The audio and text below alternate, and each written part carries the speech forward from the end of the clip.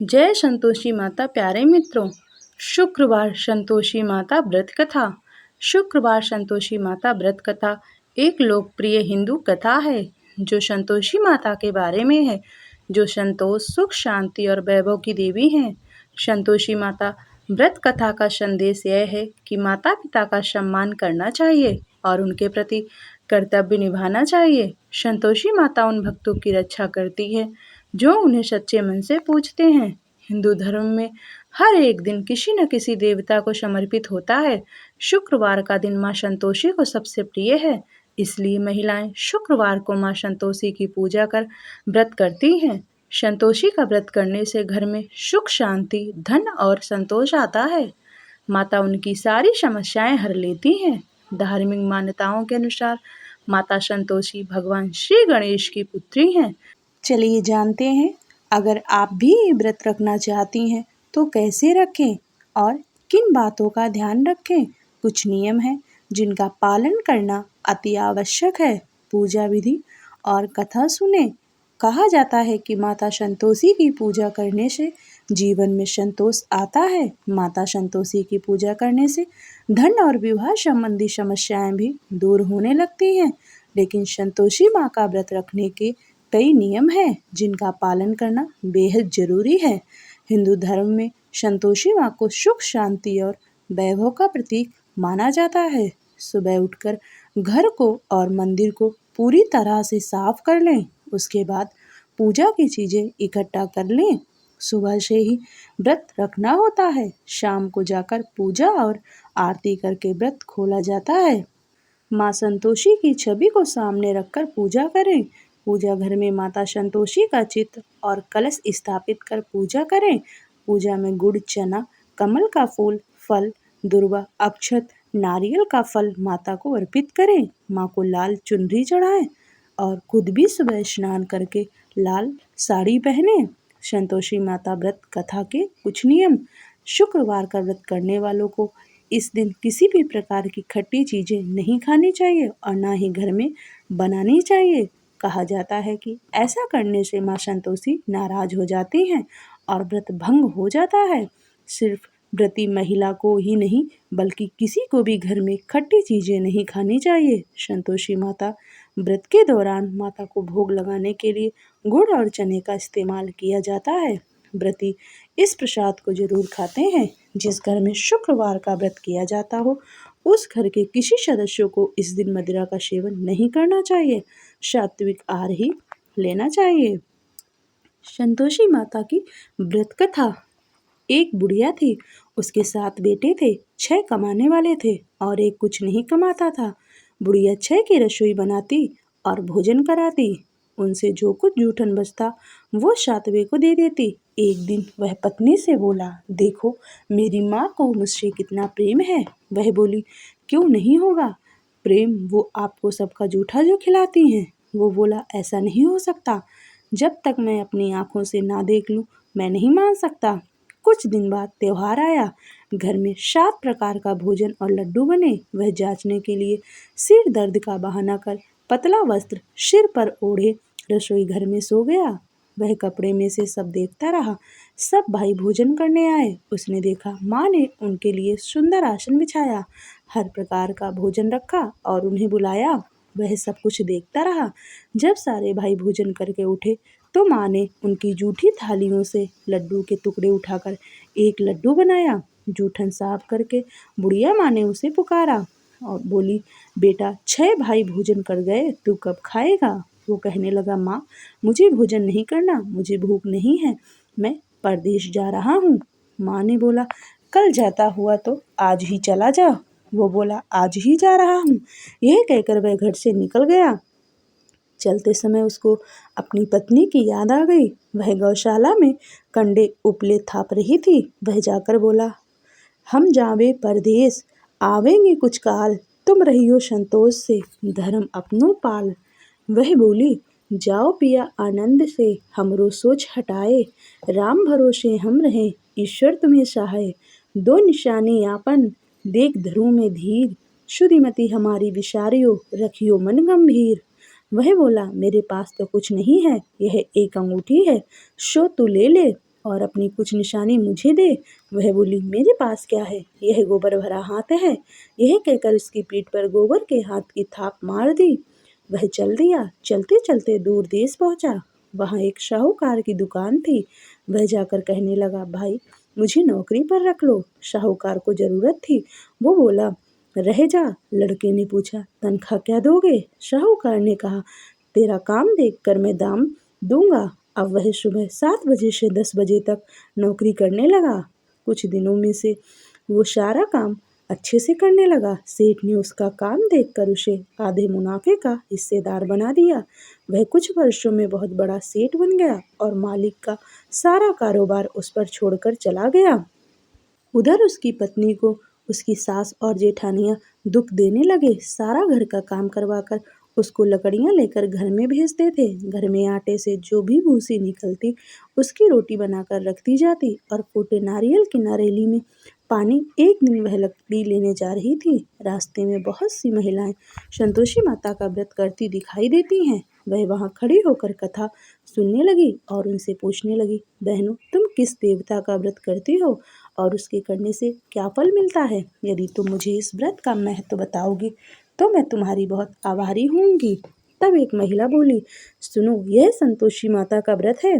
इसे करने से गरीबी नाश होती है और जो कुछ मन में है वो सब संतोषी माता की कृपा से मिल जाता है। महिला बोली, शवा आने का गुड़ चना लेना, प्रत्येक शुक्रवार को निराहार रहकर कथा सुनना, मनोकामना पूर्ण होने पर उद्यापन करना। रास्ते में लकड़ी के बोझ को बेच दिया और उन पैसों से गुड़ चना लेकर माता के व्रत की तैयारी करने आगे चली और सामने मंदिर देखकर पूछने लगी, यह मंदिर किसका है? सब कहने लगे, यह मंदिर माँ संतोषी का है। यह सुनकर माता के मंदिर में जाकर माता के चरणों से लिपट गई और विनती करने लगी, माँ मैं अनजान हूँ, व्रत का कोई नियम नहीं जानती हूँ, मैं दुखी हूँ। हे माता जगत जननी, मेरा दुख दूर करो, मैं आपकी शरण में हूँ। माता को उस पर बड़ी दया आई। एक शुक्रवार बीता ही कि दूसरे शुक्रवार उसके पति का पत्र आया और तीसरे शुक्रवार उसके पति ने उसको पैसे भेज दिए। यह देख उसकी जेठानियों का मुंह बन गया और उसको ताने देने लगे कि अब तो इसके पास पैसा आ गया है, अब यह बहुत इतराएगी।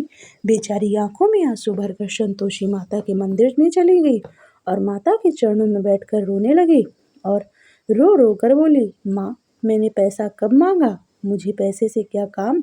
मुझे तो अपना सुहाग चाहिए। मैं तो अपने स्वामी के दर्शन करना चाहती हूँ। तब माता ने प्रसन्न होकर कहा, जा बेटी, तेरा स्वामी आएगा। यह सुनकर खुशी खुशी घर जाकर काम करने लगी। अब संतोषी माँ विचार करने लगी, इस भोली पुत्री को मैंने कह तो दिया कि तेरा पति आएगा, लेकिन कैसे? वह तो इस स्वप्न में भी याद नहीं करता। उसे याद दिलाने को मुझे ही जाना पड़ेगा। इस तरह माता उस बुढ़िया के बेटे के स्वप्न में जाकर कहने लगी, शाहूकार के बेटे सो रहा है या जाग रहा है? वो कहने लगा, माँ मैं ना तो सो रहा हूँ और ना ही जाग रहा हूँ, कहो क्या आज्ञा है? माँ कहने लगी, तेरा घर बार कुछ है कि नहीं? वह बोला, मेरे पास सब कुछ है, माँ भाभी और मेरी पत्नी है, क्या कमी है? माँ बोली, तेरी माँ और तेरी भाभियाँ उसे परेशानी दे रही हैं, वह तेरे लिए तरस रही है, तू उसकी सुध ले। वह बोला, हाँ माँ मुझे पता है, पर मैं वहाँ कैसे जाऊँ? माँ कहने लगी, मेरी बात मान, सवेरे नहा धोकर संतोषी माता का नाम ले, घी का दीपक जलाकर दुकान पर चला जा। देखते देखते सारा तेरा लेन देन उतर जाएगा, सारा माल बिक जाएगा, सांझ तक धन का भारी ढेर लग जाएगा। थोड़ी देर होने में वाले रुपए लेन देन सारे सामान का ग्राहक सौदा करने लगे। शाम तक धन का भारी ढेर इकट्ठा हो गया और संतोषी माता का यह चमत्कार देख वह खुश होने लगा और धन इकट्ठा कर घर ले जाने के लिए वस्त्र गहने खरीदने लगा और घर को निकल गया। उधर उसकी पत्नी जंगल में लकड़ी लेने जाती है। लौटते वक्त माता जी के मंदिर में आराम करती है। प्रतिदिन वह वहीं विश्राम किया करती थी।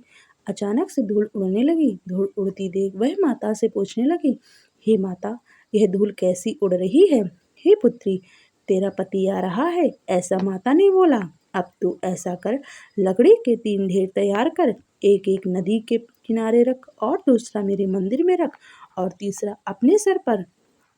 तेरे पति को लकड़ियों का गट्ठर देख तेरे लिए मोह पैदा होगा।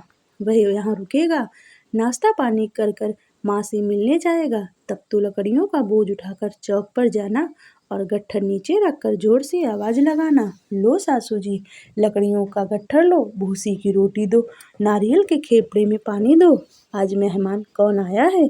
माता जी से अच्छा कहकर जैसे माँ ने कहा वैसा ही करने लगी। इतने में मुसाफिर आ गए। सूखी लकड़ी देख उनकी इच्छा हुई कि हम यहीं आराम करें और भोजन बनाकर खा पी कर गाँव जाएं। आराम करके गाँव को चले गए। उसी समय सिर पर लकड़ी का गट्ठर लिए वह आती है। लकड़ियों का बोझ आंगन में उतार कर जोर से आवाज लगाती है, लो सासू जी, लकड़ियों का गट्ठर लो, भूसी की रोटी दो, आज मेहमान कौन आया है। यह सुनकर उसकी सास बाहर आकर अपने दिए हुए कष्टों को उससे भुलाने के लिए कहती है, बहू तुम ऐसा क्यों कर रही हो, तेरा मालिक आया है, आ बैठ कर भोजन कर, कपड़े गहने पहन। और उसकी आवाज़ सुन उसका पति बाहर आता है।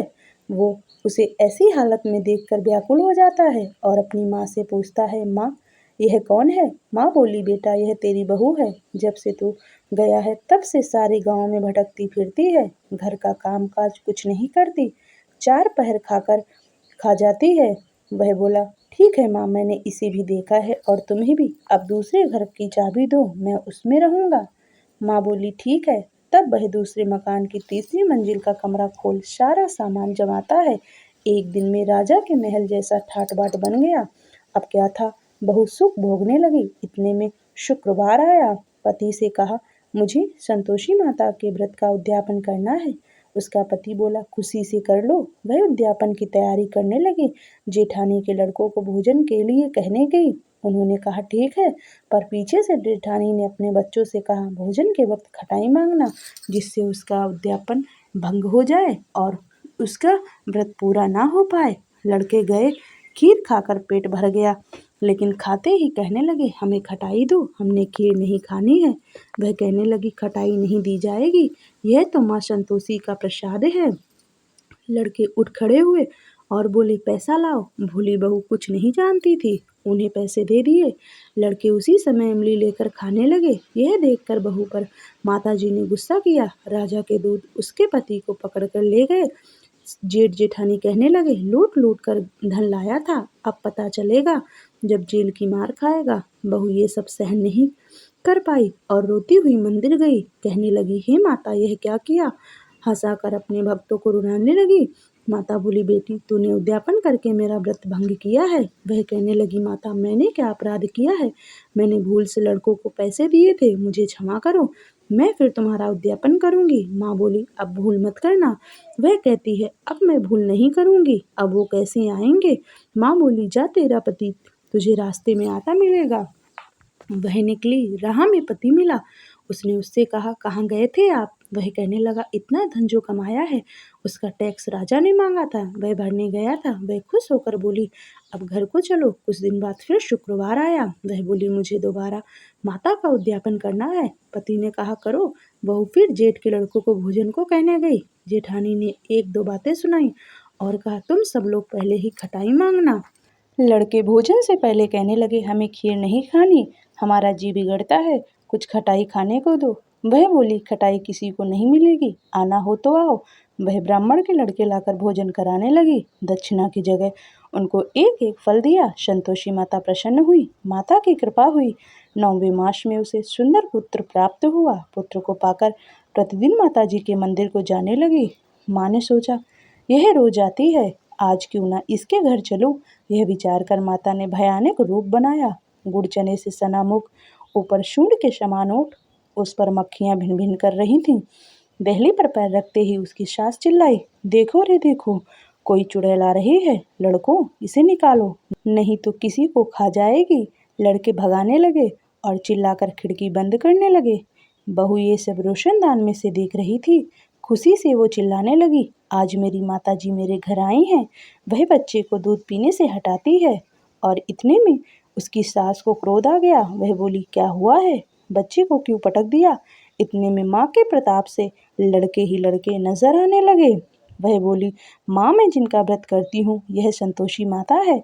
सबने माता जी के चरण पकड़ लिए और विनती कर कहने लगे, हे माता हम नादान हैं, तुम्हारा व्रत भंग करके हमने बड़ा अपराध किया है। माता आप हमारा अपराध क्षमा करो। इस प्रकार माता उन सब पर प्रसन्न हुई।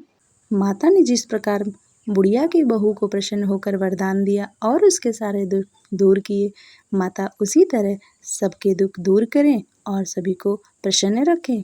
जो भी इस कथा को पढ़े उसका मनोरथ पूर्ण हो।